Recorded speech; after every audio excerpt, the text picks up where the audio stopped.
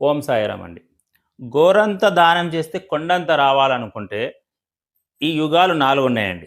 4 యుగాల్లో ఏ రోజు, ఏ యుగంలో ఏం ప్రారంభమైంది, ఆ రోజు దానం చేస్తే గోరంత చేస్తే కొండంత వస్తది. ఫర్ ఎగ్జాంపుల్‌కు కృతాయుగం. కృతాయుగంలో కార్తీక మాసం శుక్లపక్షంలో నవమి రోజు మొదలైంది. అంటే ఏంటిది? అమావాస్య తర్వాత వచ్చే నవమి రోజు. ఈ రోజు మీరు ₹1 దానం చేస్తే ₹1,00,00,000 దానం చేసినంతతో సమానమండి. నెక్స్ట్ త్రేతాయుగం. త్రేతాయుగం ఎప్పుడు? శుక్లపక్ష తృతీయ అంటే అమావాస్య తర్వాత వచ్చే తృతీయ. ఈరోజు ₹1 దానం చేస్తే ₹1,00,00,000 దానం చేసినందుకు సమానం అండి. నెక్స్ట్ ద్వాపర యుగం, మాఘ పౌర్ణిమ.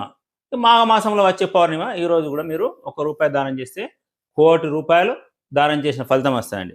నెక్స్ట్ కలియుగం. కలియుగం ఎప్పుడు స్టార్ట్ అయింది? శ్రావణ మాసంలో కృష్ణపక్ష త్రయోదశి రోజున స్టార్ట్ అయింది. అంటే అమావాస్య ముందు వచ్చే త్రయోదశి శ్రావణ మాసంలో.